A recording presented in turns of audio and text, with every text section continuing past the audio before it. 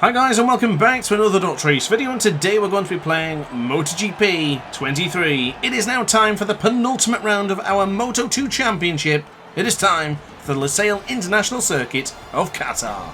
So here we go then, guys and girls, in pole position for what is the match point between myself, Tony Arbolino and Pedro Acosta. So here it is, the penultimate round, and we have a rocket start as the 120% difficulty AI yet again struggle to get off the line. Oh wow, that's bright.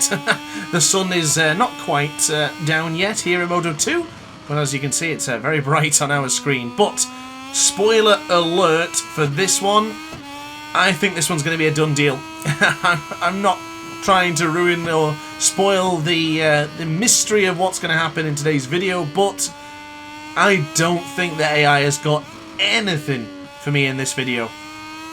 In the qualifying, in the practice, it was effortless. 1 or 2 laps was all I needed for practice to go into Q2 and then get pole position. I don't know what it is about the hardest difficulty in this track, but they suck. The AI really struggle. Whether they have all just given up and conceded to this championship, I don't know, but all I know is that they've really struggled, and we've now got a perfect chance for victory. All we needed was around 2 points to secure the championship. We could even tie on championship points, but I'm pretty certain we've won more races than Arbolino, and honestly, I don't think Pedro Acosta was going to win it after being down 37 points. He would need to win this race, and I would need to finish like 5th for him to even have a chance of securing a victory going into Valencia. But there it is, guys, a massive championship lead for us, and there is the match point. I do appreciate how the match point stays there on the screen, because it is nice to see, but as this race progresses we can also see the difference between the points if Pedro Acosta drops down to the points, or if Tony Arbolino moves up to 3rd, so we get to see the difference. But as it stands, we would be a 37 championship lead ahead of Tony Arbolino. Means that we would only need no points to win the championship, because of course 1 race left with only 25 points available. It means mathematically it is not possible for any of the AI to win. Oh goodness me, I shouldn't be looking at the championship standings on the right, but yeah, so that's pretty much a done deal for the championship. And I gotta say, what a season. What a crazy and manic season it's been. There's been parts that I genuinely thought we would have to stay in Moto 2 for another year. I only wanted to move up to MotoGP once I got the job done, and I honestly thought that we weren't going to get the job done. Until that mid-season summer break, it never looked like we could win it. And here we are securing the championship here in Qatar. At least, well, we will, as providing that we don't crash and providing that we don't lose too much points. But considering where we are, we could afford to, what, finish in 15th? We would only need to get a point or 2. So, yeah, job's done. We were 27 points ahead of Tony Arbolino. If he were to win the race and we were to finish in the points, then we pretty much secured it. So, yeah, that's how important this race would be to go into the final championship round. But, yeah, I'm actually trying to work that out if that's correct, because if that was the case, that means we would have already won the championship. I'm trying to... Sorry, I seem to have got myself confused on that one. I guess, yeah, we wouldn't win it because we could only win the championship if the gap is still over 25 points. So the point I should be saying is we could only lose 3 points to Tony Arbolino. That's the point. So if we were to crash, then Tony Arbolino would still be in the fight, because the gap would be really, really small, around 3 or 4 points. Yes, that's what I was trying to get at. Sorry, I've recorded a lot of videos today. I'm trying to keep up with all the maths of the equations as well, if it's something I'm not particularly strong at. So yeah, I apologise for that. But then into the second lap, we are now the fastest rider on track with a 1:59.968. And I don't think I'm going to bother changing the fuel in this one. I think power setting 2 will be sufficient, because as I said, in the qualifying, the practice, they were so bad. Just every lap. I think I did the first lap in the practice and it said like I was up by 3 seconds, which, yeah, is fine because usually that happens. But once you go into the pit and you wait for a little while, you realise that, oh, hang on, they are now ahead, and I'm down by like a second. So that's when you have to dive out there. But I started skipping through the practice. I was waiting for the other riders, and I noticed that no one improved. And we were still up by a ridiculous amount of time. So, yeah, I already knew this one was going to be one of these races. And to be honest, the hardest part about these races usually is the qualifying. Because the qualifying in some of these races, they're so fast. Ridiculous in some tracks. I mean, there's not the first time this season we've started from the back of the grid. But I think in Valencia, if we do secure the championship today, I'm guaranteed to be starting at the back of the grid. I just think it makes for way more interesting content. Once the job's done, you might as well start at the back. Because might as well make it interesting for you guys sitting at home. And of course, if you are enjoying the content, be sure to hit the subscribe button and consider liking the video as well. I'm on the push for 10,000 subscribers, and it would be pretty amazing to secure the championship and the 10,000 subscribers together. I don't think that can happen, but it would be pretty amazing if we could. But at the very least, I do hope to get 10k before Christmas. It would be a lovely little Christmas present to celebrate with 10,000 aces. That would be really damn cool. But coming out now of the final corner, this will conclude lap number 3. I want to apologise that this video is probably not going to be the most exciting culmination of a championship. But there's just really nothing I can do. I can't make the AI faster. I don't think I could go any slower. Even if I was in power setting 1, I don't think they would be close enough to fight. And then I think they would still get strong on the straight. So I just think it would be a bit of a mess. And I don't think I should really resort to those measures. I just think the AI do need an improvement. We can't have such a tight, thrilling championship end in such a lackluster manner. I honestly expected this to be a dogfight. I was so excited. I finished the Sepang race just a couple of, 20-30 minutes ago. I was super pumped to continue recording, jumped onto Qatar, and then this happened. I wasn't expecting this. But I'm really happy that we're going to win. Well, I'm not. Yeah, I'm not going to jinx myself. I'm happy. I think I'm going to win this one with ease. I'm not too concerned. I love the track of Qatar. I've played it in many, countless MotoGP games, and it's a track I've always gone well at. I always enjoy it. I always feel good at it. I like the layout. It's just a great track, and it's surprising really because this sort of track is not usually my style. My style is a lot of hard, heavy braking zones, but the corners here are long, they're flowing. It's a very rider-friendly track. I'm looking forward to the real-life MotoGP, actually, speaking of, in a couple of weeks' time. Oh no, in fact, I don't remember when I'm going to upload this video by, but it's like next week, so I'm super excited for that. I always find the action is pretty good in Qatar. But into turn 16, a little bit wide there, we bring on the power. A tenth of a second it is. And we should get across the line with a 1:59.3 across the line. It is a 1:59.302. The benefit as well with doing power setting 2 is that I can continue to improve on the lap times regardless of whatever lap it is. Now if I have to swap over to power setting 3, then you can't beat a power 3 set lap time with power setting 2, it's just impossible. But here I can keep on pushing out to the end, hopefully with every lap in the 1:59s, and hopefully with every lap getting better and better, but a bit deep there going into the third corner, but now into turn 4. Very tight to the apex there, a little bit deep upon the exit. And back into the tight apex. I've just noticed now that Tony Arbolino has got past on Pedro Acosta, so the gap has changed.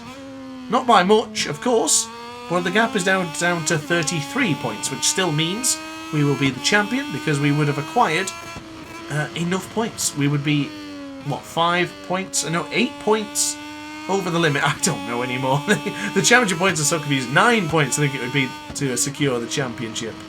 But yeah, it's going very well so far. And we're having a good race, but a little bit concerned that this lap time looks like it could be a 2-minute lap, so that's disappointing. I was really getting into the groove. The Sam Lowe's now does his teammate a favour. He takes over third place, meaning that Pedro Acosta is now even more points behind. So he would be 46 points. No, I don't remember the maths now. Where's the calculator? I need a calculator to work these out on the go. I'm just not very good at these. It would be, 49 points? 39 points? Something like that? Oh, I think it'd be even more. So 33 is Tony Arbolino. And then a further... Wait, where's Acosta going? He's now down to 5th. So he's lost 18 points now. Wow.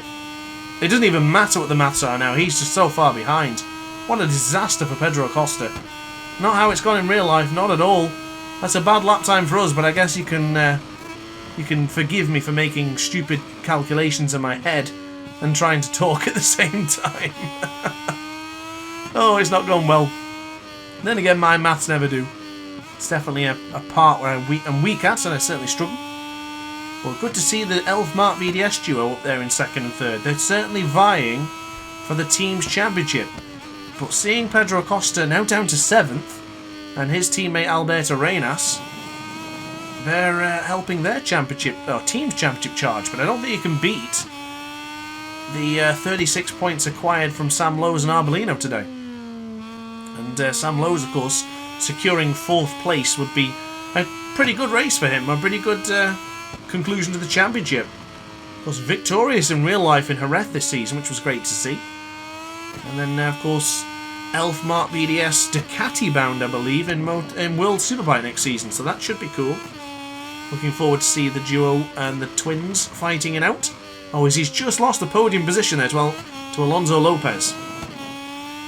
So, not close enough for a real scrap behind, I don't think. So it looks like in the map, Tony Arbolino has got this one secured, but we now go a little bit deep for turn 12 and back in, not quite to the apex of 13.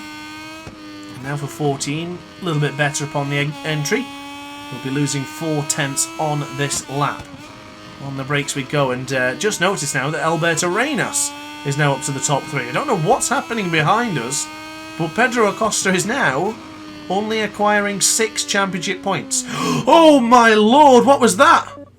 Oh, I can't believe it. Quick, get back on the bike, get on it. Oh my god. Here's me talking about Pedro Acosta's points, and I'm down on my arse here in the final corner. Wow. Oh my god. You wanted drama? We found it.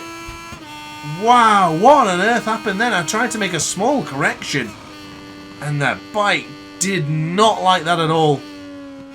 I kind of wish there was a bike retrieval mode though, because you usually lose around 20 seconds when you drop the bike on MotoGP 22 and 21, but I appreciate not many people cared for that feature. I kind of liked it, but when we were promised... Oh, goodness me, off the track. When we were promised that AI would do it as well, I was really excited, but it never came to fruition, unfortunately. But my streak of lap times has certainly come to an end there, if it didn't already. A 2:07.503, a shocking lap time after that crash in the final corner. But we still have a tremendously large lead ahead of Tony Arbolino. He's only approaching turn 4 by now. Goodness me, I can't believe I just crashed then. It was all so perfect. I guess that's what happens when you take your eye off the ball for a second. I don't think I've really been concentrating for the last couple of laps. I've really just been focusing on chatting to you guys and trying to do stupid calculations for the match point. We know who's going to win it. We can see. We're up by a massive 33 points. No problem. But apart Pedro Acosta. No, I shouldn't keep looking at this because it's clearly distracting me. I've almost lost the front again going into turn 12. But he's only down to 3 points earned in this race. That means he's in 12th. That is a shocker for Pedro Acosta. He is not even going to be possible. No, he isn't. As it stands, this will be your top 3 in the championship, regardless of what happens in Valencia. We'll win. Tony Arbolino will stay 2nd, and Pedro Acosta will stay 3rd. I can't believe that. Just 2 or 3 races ago, Acosta had the championship lead and went head-to-head with me in Motegi. Since that point, he's been nowhere. Each and every race has either been a crash, a mistake, a problem, something's gone wrong. And now he's down to 12th place in the most important race of the season. I mean, to be honest, maybe Sepang was the most important race and he crashed. Bizarre, really crazy stuff, especially considering how damn good that young man is in real life. Pedro Acosta Sanchez, two-time world champion already, and of course Red Bull Rookies Cup champion as well. The guy is a beast, but not in video game form. In the computer game, he is down to 12th, and he'll be finishing in 3rd, which is still something to be proud of, but not compared to his real-life standard. So into lap 8, turn 6 we go. 18 seconds adrift from the competition. Tony Arbolino miles behind. Of course, there's no point even looking at that gap anymore. I'm just going to focus now on trying to improve the lap time. It'd be good to get back into those 1:59s after they eluded us for 3 laps. Of course, the 2 laps which just wasn't good enough, and then 1 lap where we found ourselves on the floor. It's into turn 10, the terrific turn 10 actually. I really like that corner, although I did bring on the power prematurely there, and that has cost us time. Could try power steering 3 for the final bit, but no, I think I'll stay consistent on the second power option, and hopefully I don't make that same mistake going into the final corner again. But quite strong now onto the brakes here for turn 14. Very tight to the apex. We're actually close, 0.2 of a second to getting back to where we were earlier. That was when we set a 1:59.302, so we were so close to getting into 1:58, but just never materialised. Hard on the anchors we go for the final corner. A little bit deeper, dropping down to the first gear, then bringing on the power. Yeah, losing 0.6 of a second again as we go onto the back straight. So I don't remember using power steering 3, but I don't think we did. I just think it was a good lap time, which we were able to really make things count. But yeah, it's not happening in this one so far. Going into turn 1, losing time again. I just noticed in the bottom right corner. I know I shouldn't keep looking and I shouldn't keep going on about it, but Pedro Acosta's only going to get a single point. He's in 15th. That's how far he's fallen in this one. I have no idea what's happened. And I also didn't notice Tony Arbolino falling by the wayside. He's down to 5th. So I have no idea what is going on with the hardest difficulty AI in this game. To call it... Oh, there you go. I'm off the track again. Not paying attention. Not getting the job done properly. I guess I've done a lot of racing today, done a lot of commentary. Just concentration lapse ever so slightly. But I think that save in Sepang, I don't know if you watched the video from, which would have been uploaded a couple of days ago. But earlier on there was a mad save in the Sepang right-hander, the double apex right-hander after the very tight apex for where Iagora lost his championship last season. There was a mad save there, and I'm still on the hype of that, I think. I'm still a bit nervous about some of these corners because we've had some strange moments every now and again. But with us on power setting 2 and also not putting in good lap times, there's a certain status quo with the gap to Alonso Lopez. He's there in 2nd, 18.5 seconds behind. Jake Dixon's in 3rd, and Tony Arbolino is now down to 6th. He's having a nightmare. What a way to just crumble under pressure. Diamonds are made out of pressure, right? Isn't that the saying? And we're becoming quite the gem here in Moto 2. And look at that. Jake Dixon now up into 2nd. Compatriot here to celebrate with me for my first ever Moto 2 championship in MotoGP 23. This is the final lap, guys and gals, of the penultimate round of the championship. We will be crowned as the winner at the end of today's video. Tony Arbolino down in 6th, he's only pulling in 10 points. Pedro Acosta down in 15th, only pulling in a single championship point. And there's us, maximum points equals maximum prizes. And Tony Arbolino's actually only get 9 now, so yeah, I don't know what is happening to the riders behind, nor does it matter, but we are dominating here in Qatar. This has been a shocker for the rest of the competition. I can't believe it. I honestly can't believe how bad the AI have been in this one. I don't think we could yet, but if we even had 2 more rounds, I think we could still win the championship. I think the gap to Arbolino is still alive if it was 2 rounds. I think the gap is, what, 45? So, yeah, the championship would still be alive, but it would be separated by just 5 points for a championship. And then Pedro Acosta, he's completely done for. He is 61 points now. He has done a terrible race. When it mattered the most, it didn't happen. But I gotta say, On these last laps, I've just not been able to get back into the rhythm again. Jake Dixon's actually clawing me some time back. He's pulled 3 seconds back since the laps a couple of minutes ago. And Alberto Reinas with a 1:58.868. So they're all putting in fast lap times now, but of course, it's miles too late. I've got a 16-second lead. And I'm going to go for a wheelie across the line. We've not done it all season. Let's go for a wheelie. Let's bring on the power.